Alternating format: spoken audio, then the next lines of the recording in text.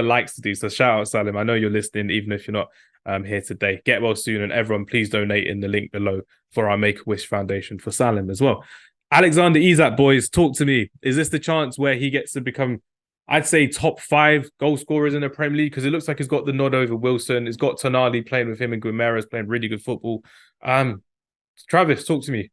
Alexander Isak, what's his goal tally for the season? What do you expect from him? I think, last season, obviously, it was all about Haaland, and then Kane was sort of far and away the second top goal scorer. I think Isak is going to be a lot closer to Haaland than I think people will think he is. He never really broke into the sort of upper echelons of goal scorers last season, but I think that really is because he spent so much time out injured. And obviously he was, you've got to put some of that down to him adapting to a new league, a new system, new team. I think he's got absolutely everything. He's tall, he's quick, he's strong, but he's also so tidy as well. His touch is fantastic. His dribbling is so tidy. The way you just said tidy, I was like, that's insane. For a guy that tall, his dribbling is just electric. I mean, I watched, admittedly didn't watch the game, but I watched the highlights of Villa versus Newcastle at the weekend. And you watched Salim's matchday vlog as well. You've got to plug that as well. Yeah, of course I watched Salim's matchday vlog and enjoyed the Salim tears. But his second goal, especially, his finishing ability is just nuts. He's just a natural, absolutely natural goal scorer. And they're the scariest type of players, I think. The ones that make goal scoring look effortless, like it's just easy. So I think, Isak, I think is going to be up there this season. I think if he gets less than 20 goals in the league, provided he plays a full season, of course, I think if he gets less than 20 goals in the league, it's going to be a disappointing season for him. And like you say, looks like he's got that nod over Wilson now as the main number 9. I think with them having brought in Barnes as well as, more of an out and out winger than Almiron or whoever else they had on the wings last season. Say Maximan. Yeah, I think they are going to look to play more with one number 9, because I know at times last season they had Wilson and Isak, but I think this season they're going to look more so at just the one striker and the other one playing as a backup. Sukhi, I'm looking forward to... Sorry, carry on. No, that's all right. I was just going to say, it looks like Isak's got the nod, and I think he's going to, take the ball and run with it. But yeah, that was all I was going to say. No, I was going to say, Sukhi, I'm looking forward to seeing the Callum Wilson podcast with Mikel Antonio, because both of them are going to be out of the team this season. So they'll be talking all about it on their BBC podcast.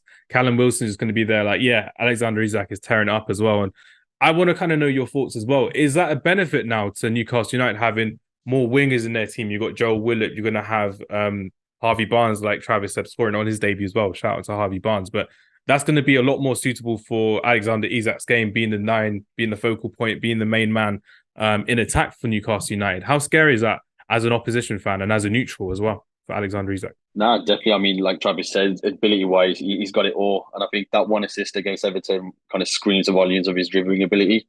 And I think he's finishing as well against West Ham when they battered him 5-0.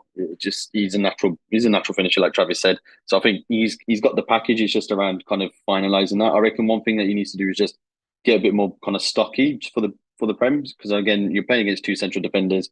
Our centre backs in the league are quite hefty, so if you could put a bit more size on, he can win a lot more aerial duels and obviously score a lot more headers, right? And I think if he adds that aspect to his game, we're talking, like Travis said, we're talking about 25 plus season Prem goal scorer, right, for the season.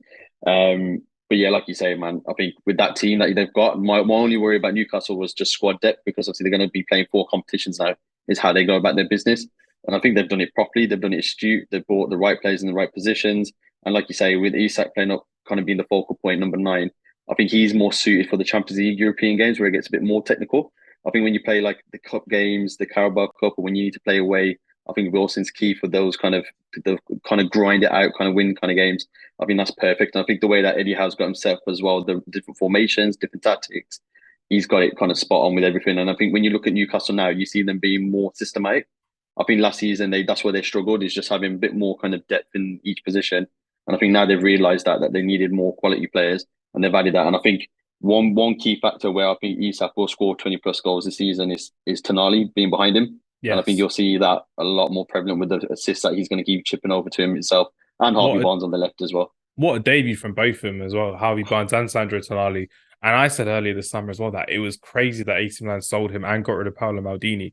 And we saw in the Premier League for his first home game that he settled in quite easily into that first game. He's got a long way to go, obviously. And that's what Eddie Howe does when he buys players. He kind of follows Pep Guardiola in that first respect in terms of basically looking at a player that he comes in from a foreign country. He doesn't start them all the time, so he doesn't have to rely upon them as well.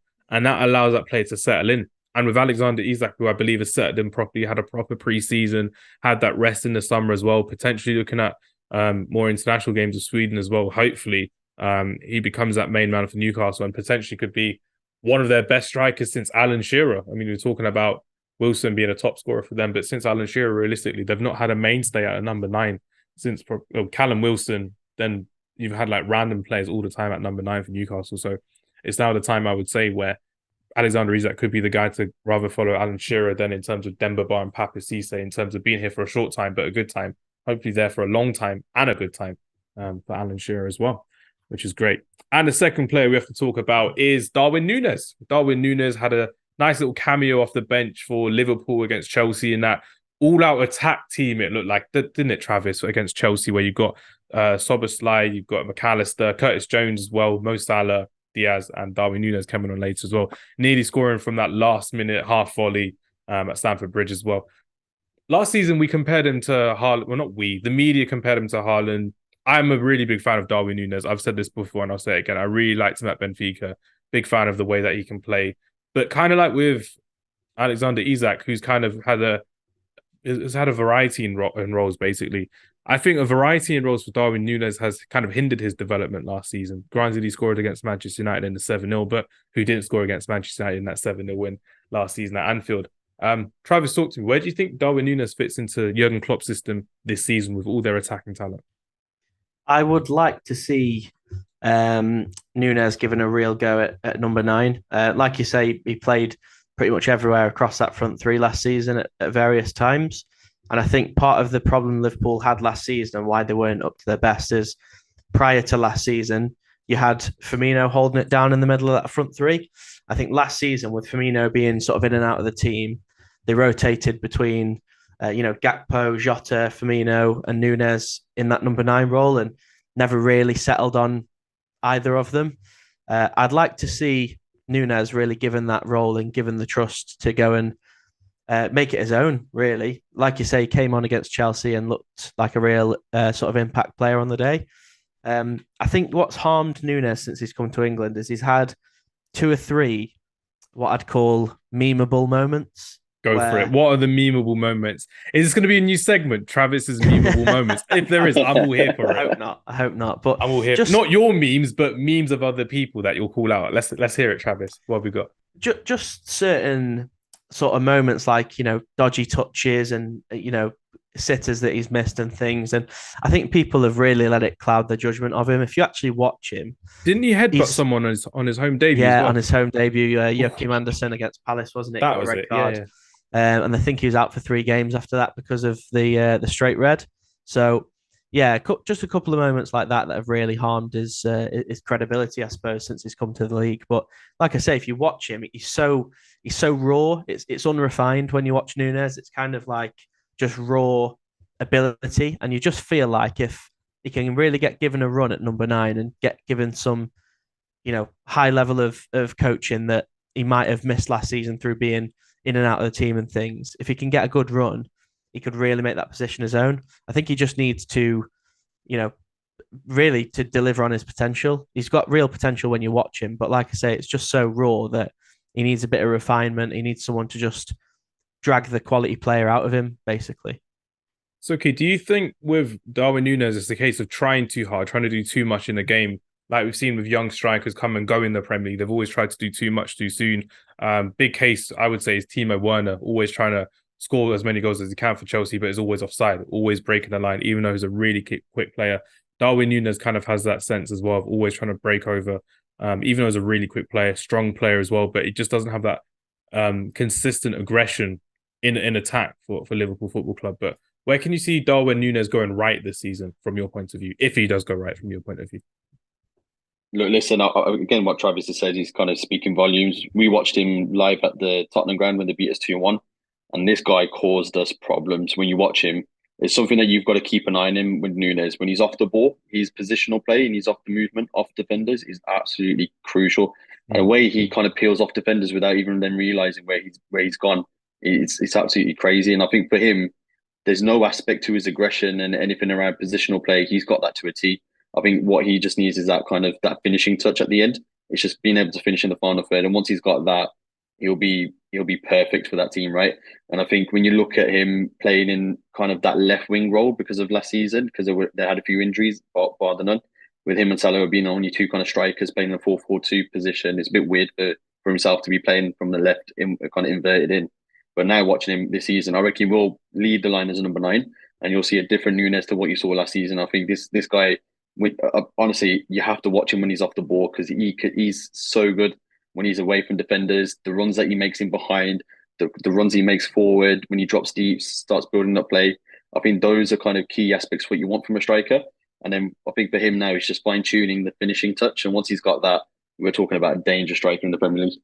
I'm looking forward to it because, again, it's a contrast in emotion from these two strikers we spoke about. Alexander Isak, who started quite well this season, had a decent season last season. Statistically speaking, Darwin Nunez did have a good season last season. I think when you look at it from a certain lens, from the media view of Haaland versus Nunez straight away, he had a bad season. But when you look at it objectively, new 70, 80 million pound striker in the Premier League, got loads of attackers already at Liverpool as well.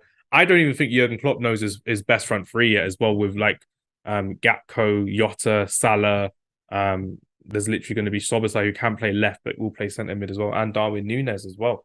And Luis Diaz obviously back from injury. So I'm looking forward to seeing what Darwin Nunez has to bring this season. There's a lot that he can bring. And like Sukhi said, got to watch out for his positional play against some of these defensive teams that have a high line, because he's someone that can probably take on quite a lot of defenders and defenses in the Premier League. Just got to get that composure in front of goal. And I think he'll be scoring a lot of goals this season. But last question on the segment, who scores more goals, Darwin Nunez or Alexander Isak this season? Travis? On instinct, I'm going to go for Isak. I think the only other thing I wanted to say about Nunez is I think at some point there will be a tipping point with him. I think there'll be almost just one moment where everything falls into place, and I think he'll just start scoring goals like crazy. If that happens in the first few weeks of the season, could be Nunez. But no, I'm going to go Isak. Agree or disagree, Sukhi? Yeah, I'll have to go for Isak. I think with Liverpool, and I think it was an unfair comparison with Haaland. You're talking about City, who are a team that are just constant rotation. They've got one of the best managers out there. They've got the quality. Liverpool were kind of a rebuilding phase from what they had from 2018, 2019. Yeah. So I think it was a bit of an unfair comparison. But I think for this year, Liverpool are still trying to find their feet. I think Isak is already in kind of a systematic build with Newcastle. I think he'll probably score a lot more goals than Nunez this season, but not by so much. I reckon it'll be close. Yeah, that's good. I'm going to disagree with both of you for the sake of variety. I've always backed Darwin Nunez to be a fantastic striker, and I do love Alexander Isak so much so I wanted him at Manchester United. I want everyone at Manchester United. You know me. I'm like the Qataris who should have been buying Manchester United by now, but the Glazers, as we protested on Monday, are still there, unfortunately. But yeah, I think Darwin Nunez in this Liverpool side, if they get a holding midfielder in who can hold it down with the likes of McAllister, Szoboszlai, Curtis Jones in that midfield for Liverpool this season, I think Darwin Nunez will hit it off. And I think we will see, like Travis said, a tipping point for the Uruguayan international as well. And I think he will be the future of Uruguayan football for years to come, which would be great. But yeah, nice segment there.